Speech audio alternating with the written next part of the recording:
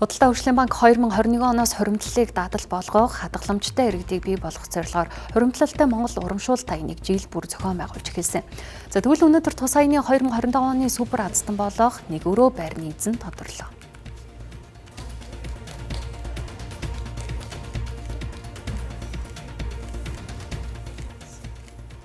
За худалдаа хөгжлийн банктай 23 оноос хойш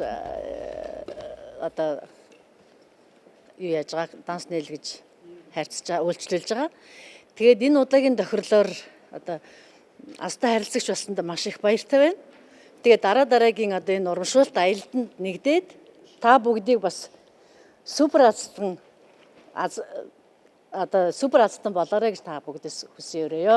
Худалдаа хөгжлийн банк маань хуримтлалтай Монгол аяныхаа 2025 оны хамгийн сүүлийн супер азтан болон 12 дугаар сарынхаа 50 азтай эргэлэгчийг тодруулаад урамшуулсан гарын бэлгийг нь олгоод байна.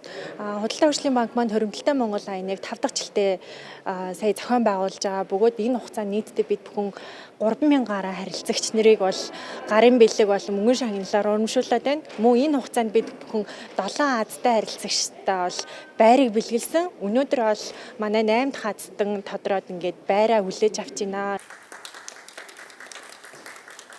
Хуримтлалыг дадал болгож тогтмол үүсгэх нь гинтийн санхүүгийн эрсдлээс урьдчилан сэргийлэх хамгийн үр дүнтэй арга гэдгийг худалдаа хөгжлийн банкныхан онцолж байлаа. Иймээс иргэдийг ирээдүйдээ зориулан тогтмол хуримтлал үүсгэхийг уриаллаа. Мөн иргэд худалдаа хөгжлийн банкны онлайн банк болон өөрт ойр байрлах салбаруудаар дамжуулан хадгаламж нээж хуримтлалтай Монгол аянд хамрагдах боломжтой юм а.